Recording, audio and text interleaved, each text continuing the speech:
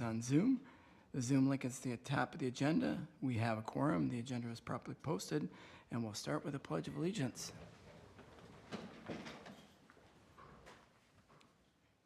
I pledge allegiance to the flag of the United States of America and to the republic for which it stands, one nation, under God, indivisible, with liberty and justice for all.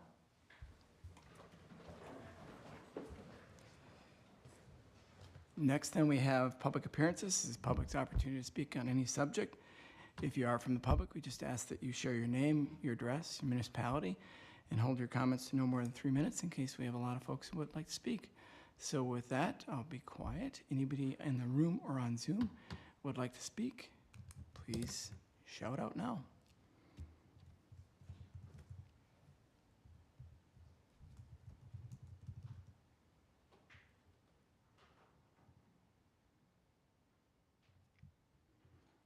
All right, next then we have discuss and consider our meeting minutes from our village board meetings held on August 5th and a special board meeting held on August 12th.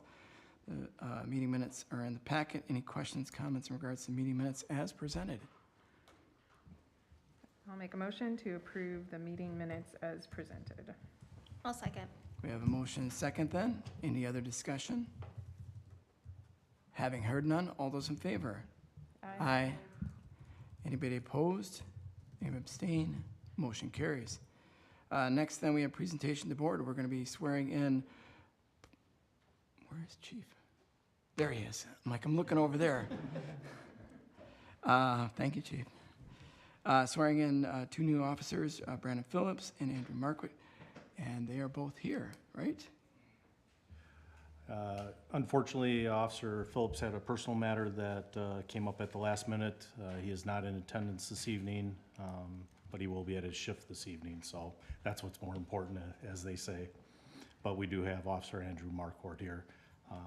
And Officer Marquardt and Phillips graduated from Madison College in May, and they started their FTO programming with us, and both of them successfully completed their FTO program recently and just went out on solo patrol. So with that, I present Officer Andrew Marquardt to step up to the center table there, please, for the swearing in.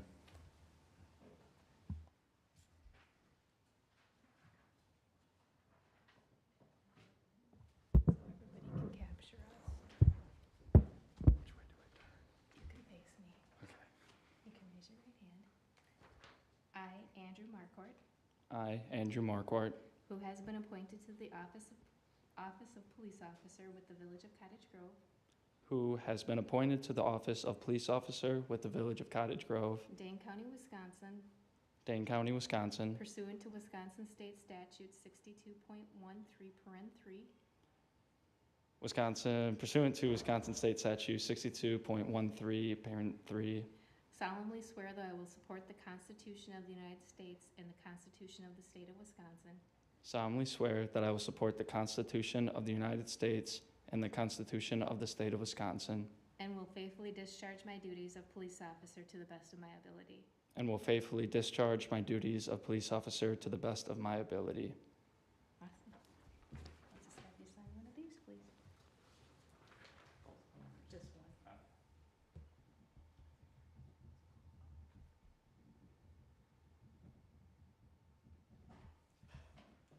Can I keep the other one?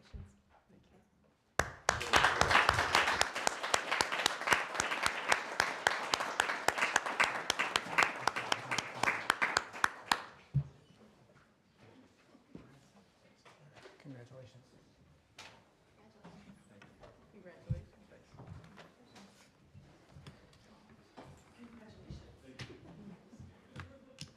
Thank you. Back to work.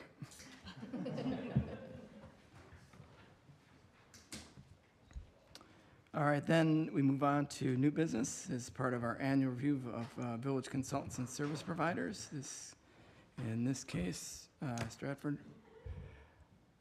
Legal. Rick's going to do it tonight. Yeah. Get me lucky. All right.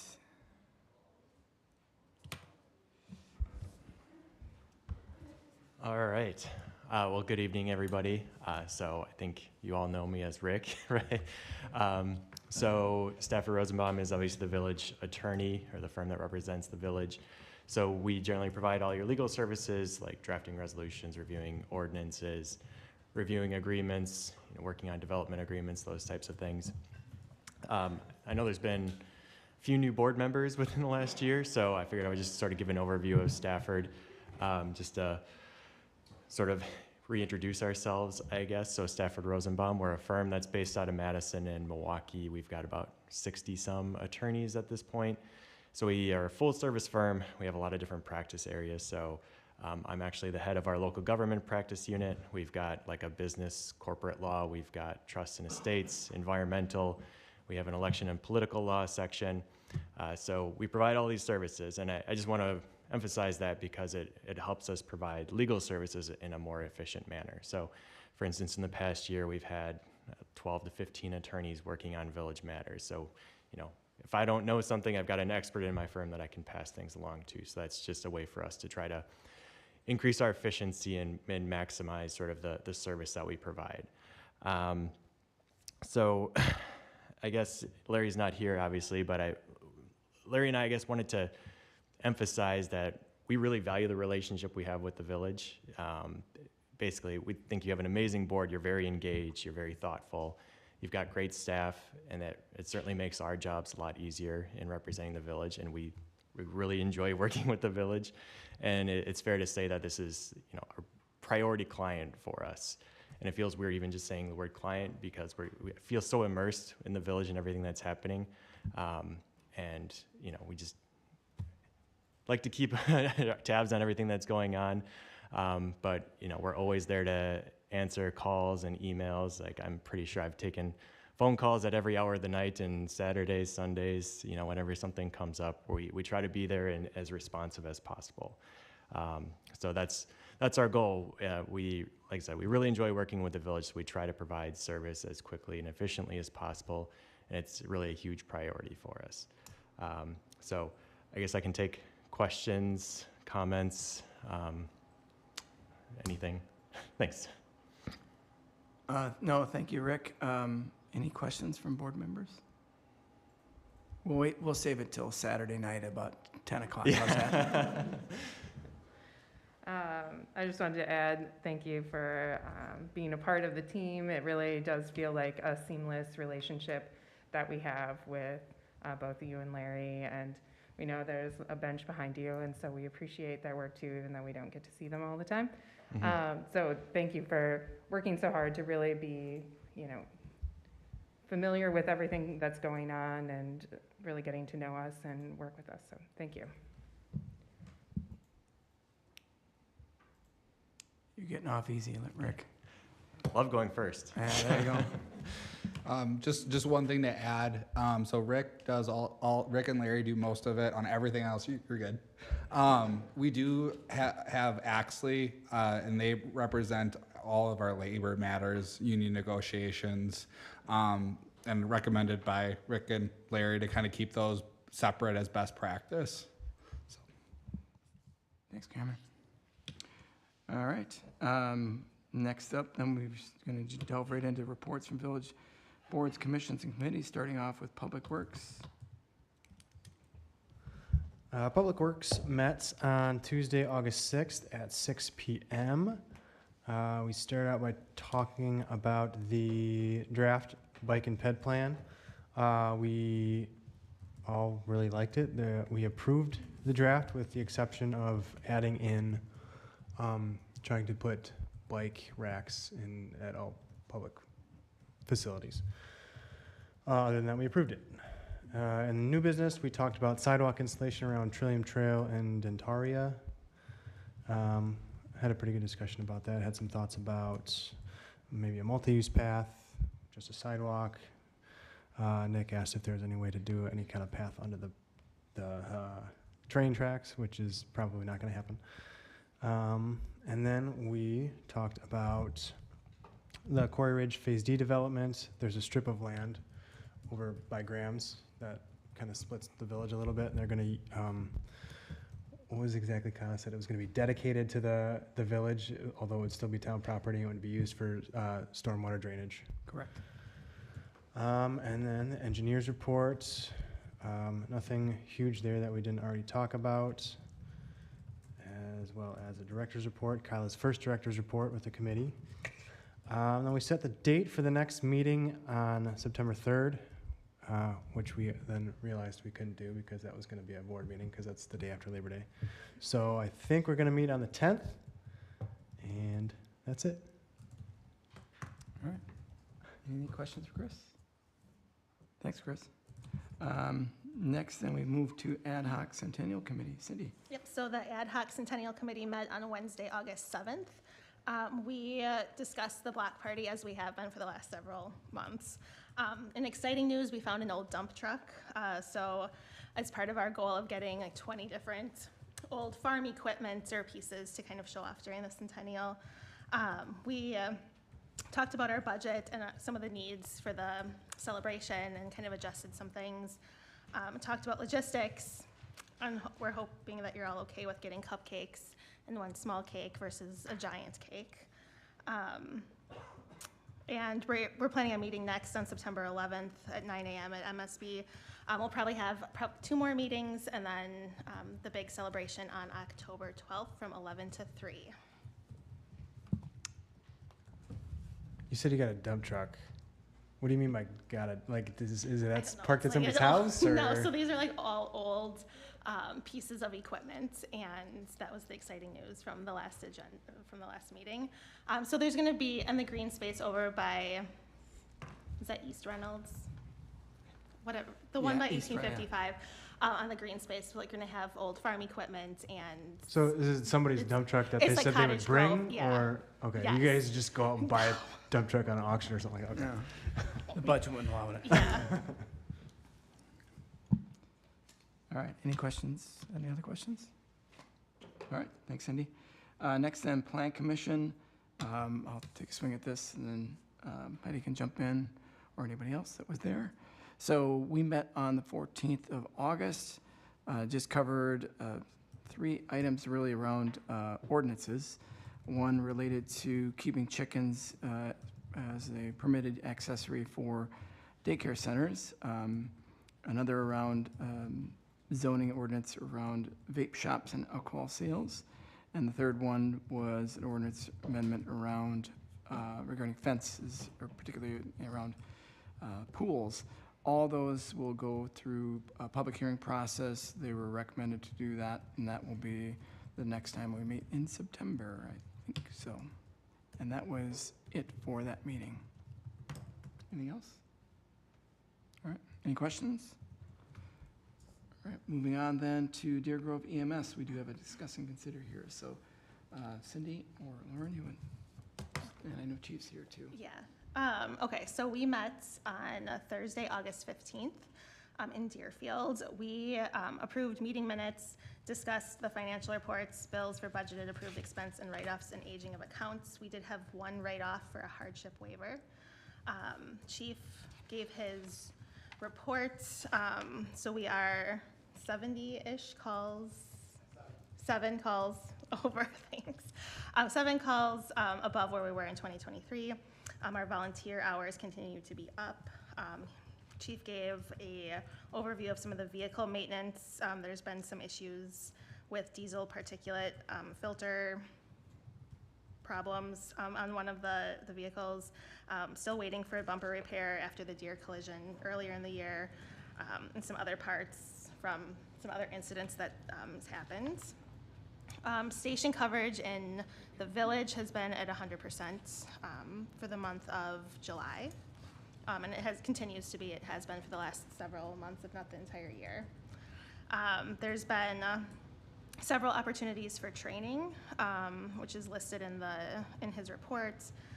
Upcoming special events that EMS will be at include in the village community night out this Wednesday, and then Touch a Truck in September.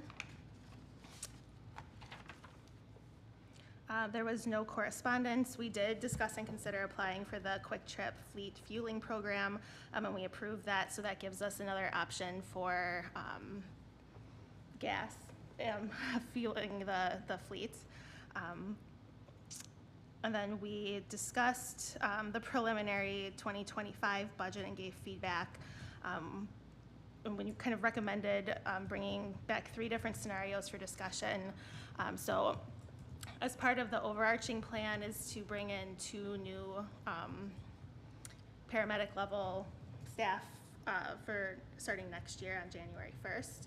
We asked to see what the budget would look like if we started one on January 1st, one on July 1st, if there was a staggered, or if we, was the other option only only having 1 position filled. There were several scenarios that we kind of discussed. And if you want to come up to the mic too and fill in for where I'm making major gaps here.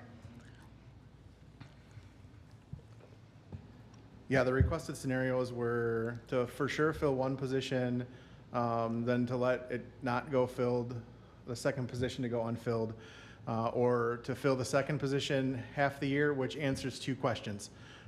Filling half of the position, or the position for half the year also kind of answer, or only filling 1 answers the question of filling both on January 1 or July 1, because 2 positions filled in the middle of the year is equal to 1 position for the full year. So those are the additional scenarios we'll bring back as part of the discussion items to approve our budget, And then we hopefully next also, month. slightly discussed increasing the revenue too.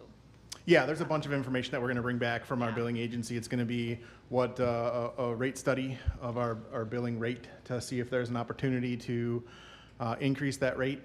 Also, what the impact on our overall revenue would be with an increase of that rate, and what our projected end of year is for this year, based off of what we've done for the year so far and projections for the remainder of the year. All coming from services provided to us from our billing service. Right. And then there were no other major changes to the preliminary budget, at least. Nope. So that's what we discussed. And then we had a closed session, came out of closed session, and did approve the contract for services with Cambridge EMS District, which is what is linked in your packet and is a discuss and consider tonight. So there is a memo from Chief that kind of outlines the process and how we got here. There is the request for proposal for EMS services, and then there's the full proposal that is linked in there. If we could skip back to the budget a moment, if you happen to look at our packet and see the document, as a proposed budget, it didn't include any increases in projected revenue. We typically wait for that till we're more approving the budget. So that could would make it look like or it could explain why the increase is quite as much as it is, because there's no projected increase in revenue. That'll happen next month and provide us with a more real number. Throughout this month, I'll be working with Cam to make sure that we can get to within a number that's palatable to the village.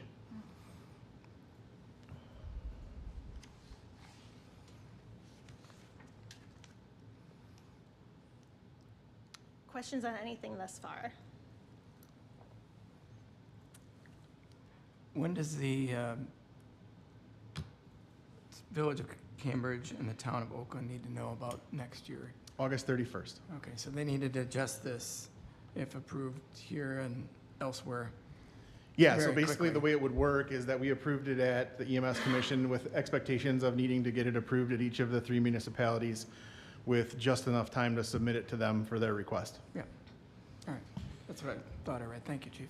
And then the turnaround time is, we would know by September 10th. September 10th, so we would know by our next commission meeting if there's any action we'll need to take.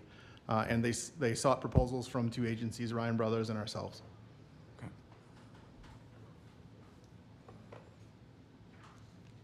Questions from board members in regards to the contract or anything else Cindy ran through or Chief did?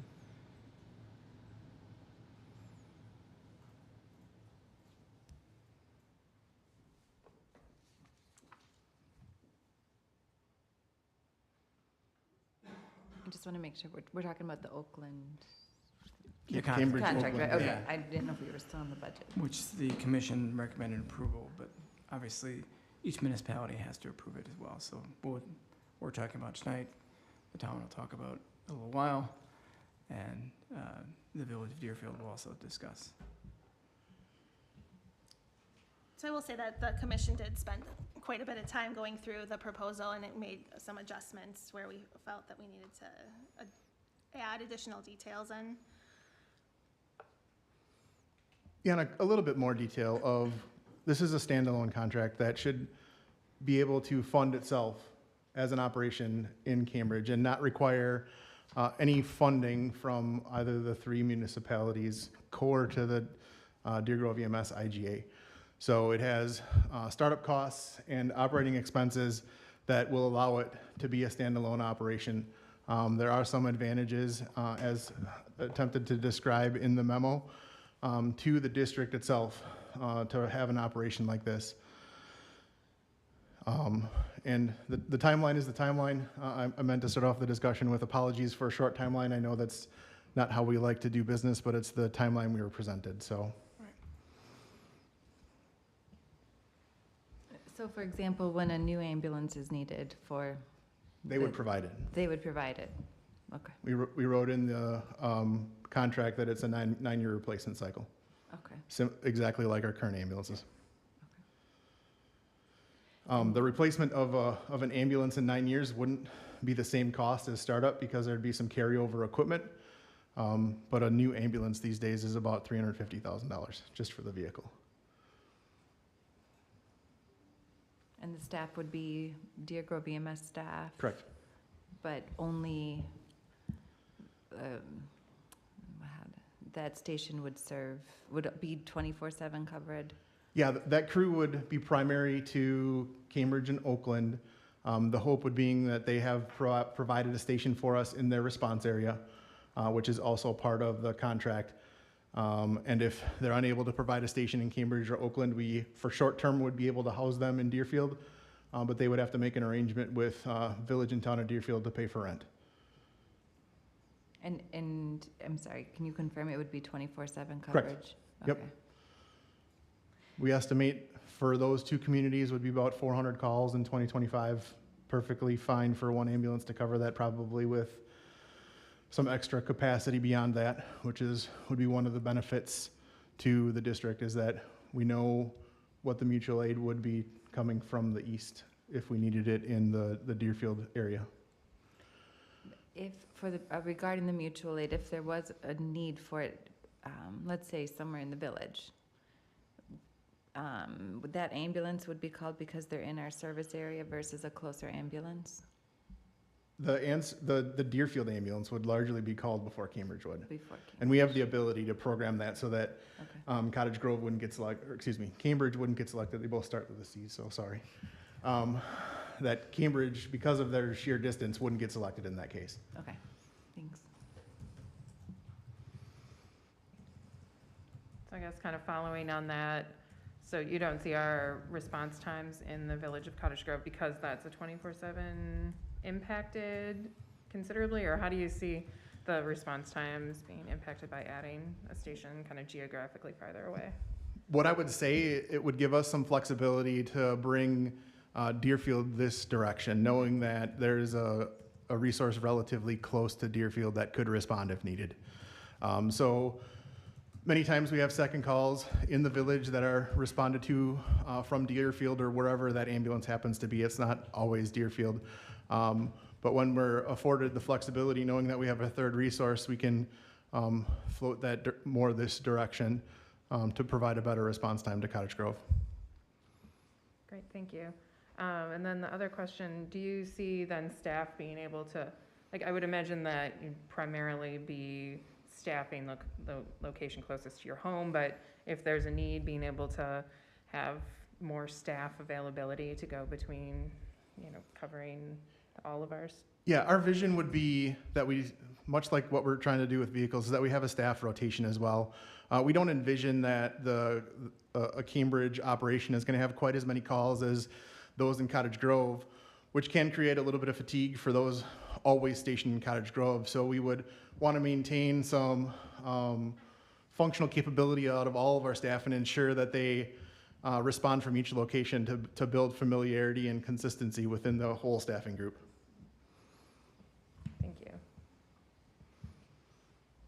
question. If we find ourselves in lean staffing times, I know it can be hard to find paramedics, and if we enter into a contract here where we're offering 24/7, 365, that like requires us to offer that, right? And so even if there was, even at the potential, if one of the other stations couldn't be staffed, that one would be. Well, the hope would be, and I'm an optimistic person, that we don't run into that. We will, by default, because of having more opportunities for staffing, have a little bit bigger of a casual staffing group to hopefully help cover for all of those openings. But on the flip side, if we have adding 8 paramedics to our current 14, we would then have 22. And in an emergency, we would have 22 people then, of course, 1 that we could force to work.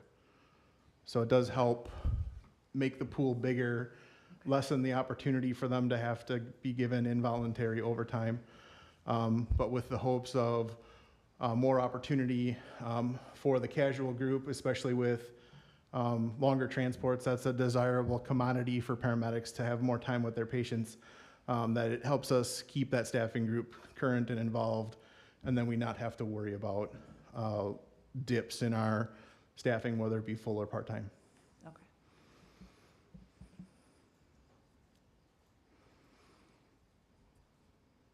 Other questions for Chief? I guess my other question, maybe not necessarily for Chief, but maybe another staff member. So there's the maintenance of effort that was in the shared revenue. How does a contracted service affect that? Like, if we didn't contract with them anymore, like, is that fine? Or would we get docked for that? With the preliminary way we've talked about setting this up from an accounting perspective, we wouldn't be docked with this because they would be treated so separately. But it would be worth having a question to DOR just to get something in writing. And was there an incentive to combine services or something? Am I imagining this? You have to show, so there's Act 12 provided some incentive grants. You would have to show savings, I think within 2 years, 2 or 3 years, which this would likely not show. I think they're also probably getting a higher level of service, contracting with Deer Grove as well. Sure. There's a lot of like fine details, so you kind of remember the fuzzy starts, so thank you. Yeah, I would add there's a lot of variables currently. While this contract is primarily at the request of the Village of Cambridge and the Town of Oakland, there is some opportunity for the remainder of the 3 communities to join in if they choose. That certainly would then result in a cost savings that we could show for them, but that's the variable that we don't control.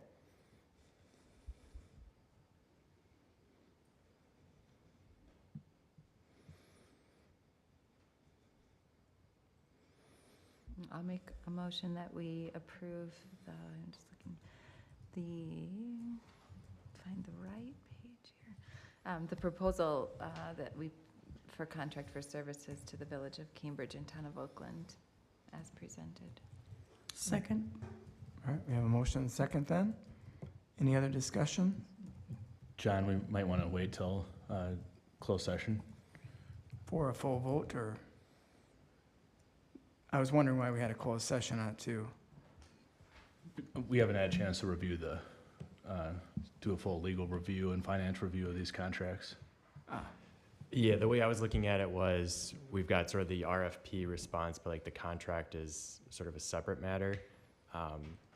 And I don't know if the expectation was to have, like if they were specifically requesting the contract be part of the RFP. It didn't look like that was a requirement, but we could at least go through the contract in closed session, but the decision to like submit the RFP could be done now.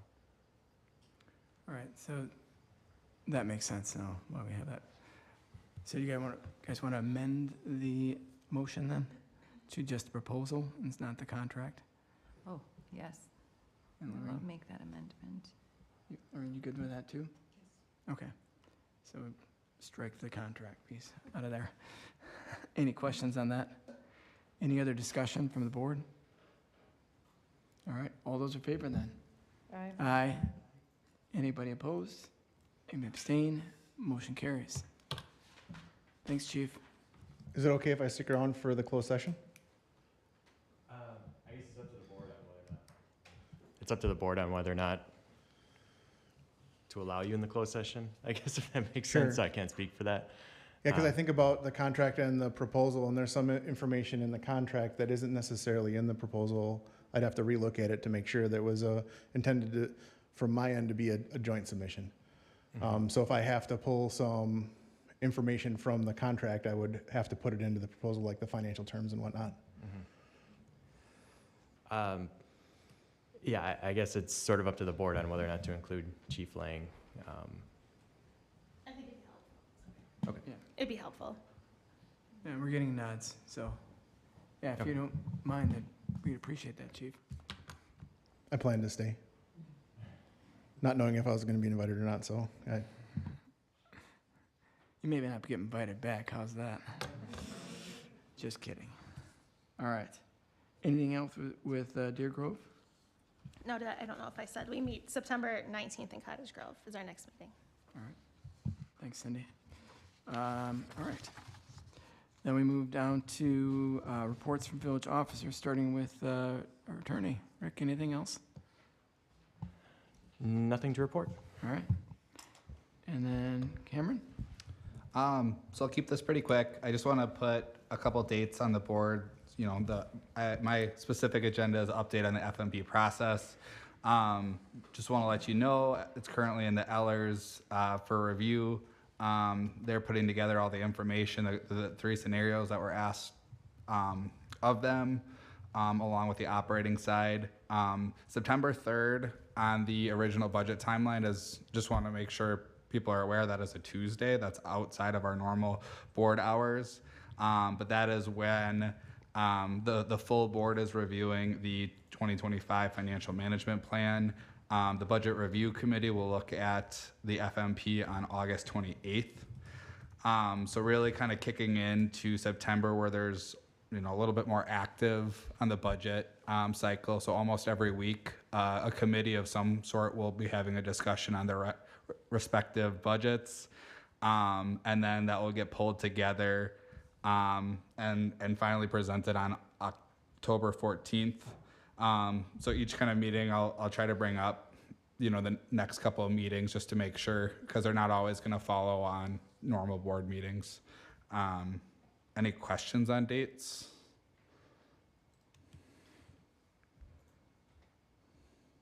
Okay, hopefully it's all good news when the FMP comes. Any questions for Cameron? All right. If there aren't any, then we'll move on to communication and miscellaneous business, starting off with consideration of the vouchers as presented. Any questions, comments? I'll make a motion that we approve the vouchers as presented. And I'll second. We got a motion and second then to approve the vouchers as presented. Any other discussion? Having heard none, all those in favor? Aye. Anybody opposed? Anybody abstain? Motion carries. Correspondence, anything from anybody? All right. Upcoming community events. Cindy already referenced Community Night Out, and Chief will plug it, I assume, as well. Yes, this Wednesday, Community Night Out, 5 until 10 at Bakken Park. We will have food trucks, we will have businesses from the community. Also, again, school district assisted with the film for that night. We look forward to seeing everybody out and enjoying the great weather, because it's supposed to be like mid-70s and a pleasant evening to watch an outdoor movie. So look forward to seeing everybody there. All right. Thanks, Chief. Any other community events that anybody wants to? The Village Guide was released today, so the fall and winter programming and a lot of other information is included in there. And I think staff did a great job. It looks good on my first review, so thank you so much to Trista and all the other staff that worked on that. All right. Exciting. If there's nothing else, then future agenda items, budget. Anything else you want to call out, Matt? Yes, Aaron and I will have our annual development presentation which we try to do that first meeting in September. So,